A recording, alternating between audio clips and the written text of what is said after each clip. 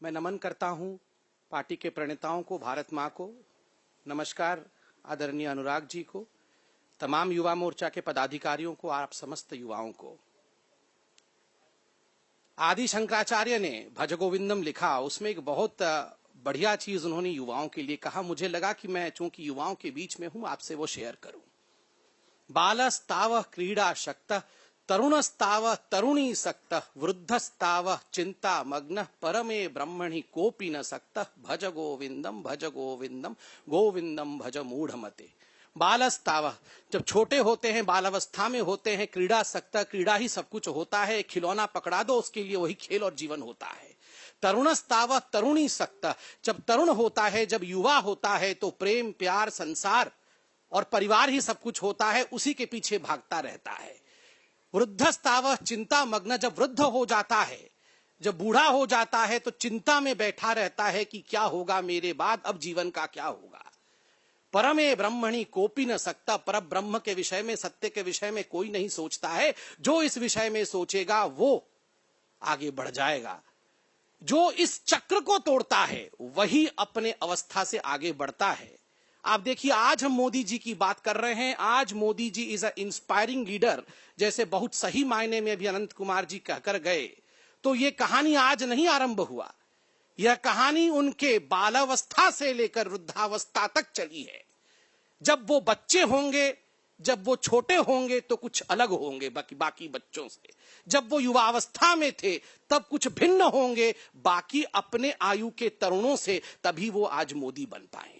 इसलिए यदि आपने कल को देश को मार्गदर्शन देना है, यदि आपने कल को देश को आगे बढ़ाना है और एक इंस्पायरिंग लीडर बनना है, तो ये कहानी अब आरंभ हो जानी चाहिए।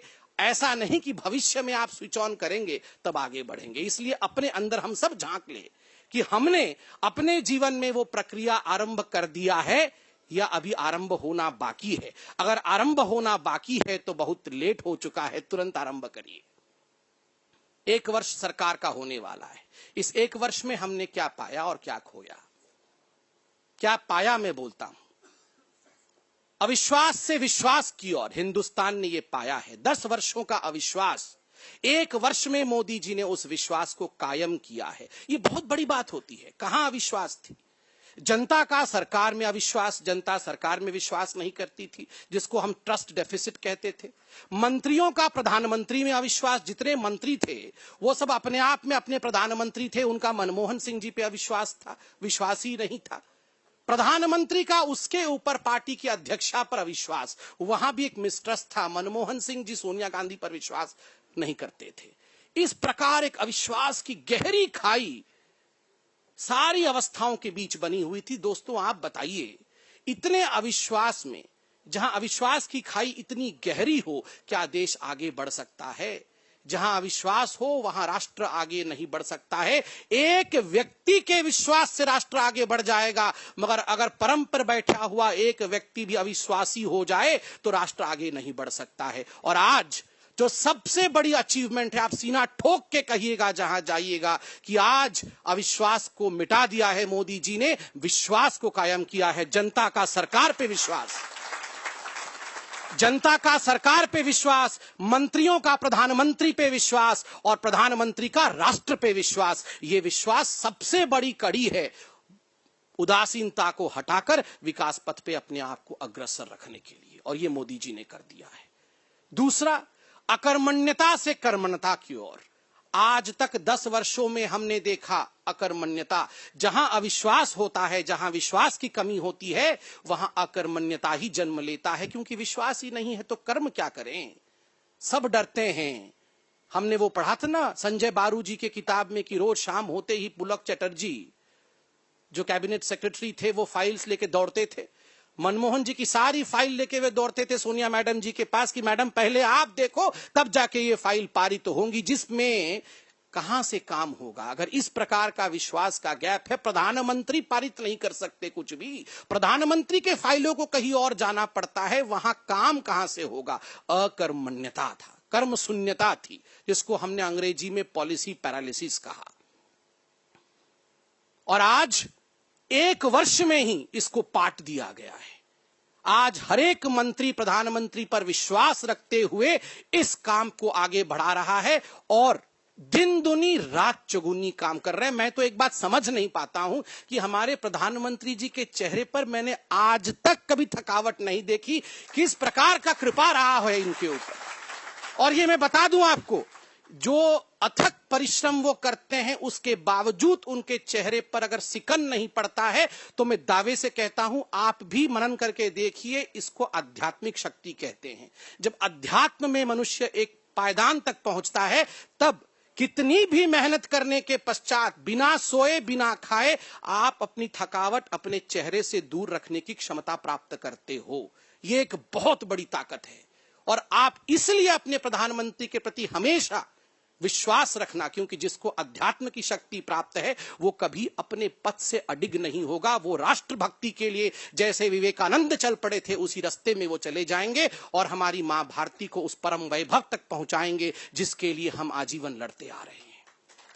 तीसरा, विश्वास अविश्वास अकर्मण्य कर्म। तीसरा, भ्रष्ट समाज से अभ्रष्टता की ओर। सबसे बड़ी अचीवमेंट मैं मानता हूं, देखिए, whenever there is an achievement, there are acts of commission, there are acts of omission. Generally achievement को एक्ट्स ऑफ कमीशन से मेजर किया जाता है कि क्या क्या किया। आपसे पूछा जाता है ना, आपने क्या क्या किया ये बताइए। आपसे कोई नहीं पूछता कि अचीवमेंट में क्या क्या नहीं किया। मगर कभी कभी यह ऐतिहासिक होता है कि क्या क्या नहीं किया वही सबसे बड़ा किया में आ जाता है। भ्रष्टाचार नहीं किया ये सबसे बड़ा करणीय काम है, ये सबसे बड़ा अचीवमेंट है, क्योंकि विगत 10 वर्षों तक इतना भ्रष्टाचार किया कि पूरे हिंदुस्तान के नाम पे विश्व में कालिक पोतने का काम किया है।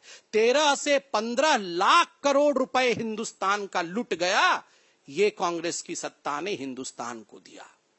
और पहली बार प्रधानमंत्री नरेंद्र मोदी जी प्रधानमंत्री बनने से पहले जिस प्रकार कांग्रेस पे वो ललकारे शहजादे कहते हुए, ये अपने आप में ऐतिहासिक था।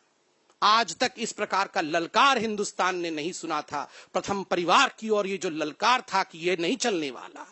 हम यहां हैं हिंदुस्तान के आम नागरिक और आप हिंदुस्तान की संपदा को लूटते चले जाओ शहजादे, हम ये होने नहीं देंगे। और प्रधानमंत्री नरेंद्र मोदी जी ने वो करके दिखाया। झुकना पड़ा राजा राजाओं और शहजादों को एक आम व्यक्ति के लिए। और ध्यान रहे, जब उसमें शक्ति होती है, एक आम चाय वाला आम व्यक्ति, उसमें जब तप की शक्ति होती है, तप केवल जंगल में पेड़ के नीचे लंगोट पहन के कमंडल के साथ बैठने से नहीं होता, वह भी एक तप है। तप संसार में जनक की तरह निरंतर काम करने से भी होता है, वैराग्य मनाते हुए। और ये मोदी जी ने अपने पूरे जीवन में किया है, जनक की तरह वैराग्यता के साथ राज का काम किया है। और इसलिए उस तप का संचित फल आज ये रहा कि राजाओं को झुकना पड़ा चाय वाले के पास। और आज राजाओं के तड़प को हम देख पा रहे हैं। और युवा मोर्चा के कार्यकर्ता, आप बड़े ही अडिगता के साथ हर जगह जाके राष्ट्र में ये कहना कि ये हमारा आदमी है, ये प्रधानमंत्री साधारण व्यक्ति है। आज तक हिंदुस्तान ने जिन प्रधानमंत्रियों को देखा वो प्रधानमंत्री एक परिवार से होते थे या उस परिवार के प्रश्रय से होते थे। अटल बिहारी वाजपेयी के बाद ये एक ऐसा प्रधानमंत्री स्ट्रक्चर्ड सिस्टम से निकला है, एक ऑर्गेनाइजेशन से निकला है जो हमारे एस्पिरेशन को वहां रखते हैं। आप भी प्रधानमंत्री बन सकते हैं क्योंकि मोदी जी बने हैं। कांग्रेस में ये कोई सपना नहीं देख सकता है कि जो युवा मोर्चा का कार्यकर्ता इस प्रकार कभी पंक्तिबद्ध होकर बैठे वो प्रधानमंत्री बनने का सपना देखे। मगर हमारे पार्टी में एक साधारण से साधारण व्यक्ति भी अपने तप के फल के आधार पर प्रधानमंत्री बन सकता है। ये बहुत बड़ी अचीवमेंट है। आप यह भी कहना कि अर्थनीति में क्या बदलाव हुआ है, मैं अंत करूंगा, अनुराग जी को भी जाना है। आप जरूर कहना कि 2 वर्षों तक 4.5% पर जो ग्रोथ रेट चल रहा था उसे आज चाइना से आगे ले जाके 7.4% पे खड़ा किया है। किस प्रधानमंत्री की हिम्मत थी जो चाइना से आगे हिंदुस्तान के ग्रोथ रेट को ले जाए। मगर आज भारत का ग्रोथ रेट उससे आगे है। महंगाई पे कंट्रोल किया, ये तो अलग विषय है। आंकड़ों पे मैं नहीं जाते हुए विराट पे रखता हूं, मगर एक अंतिम बात कहूंगा, ये हमारी सरकार की अचीवमेंट है। ये तो आप जनता को जरूर बोलें, मगर उसके साथ साथ आपका और हमारा काम यह भी है कि हम जनता के बीच में जाकर इतना काम करें कि कोई आदमी आपका अचीवमेंट भी दूसरों को बताए।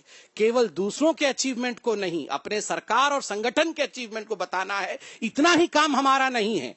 हम भी लगातार अचीव करते रहें जनता के बीच में, इसका भी ध्यान रखें। बहुत बहुत नमस्कार।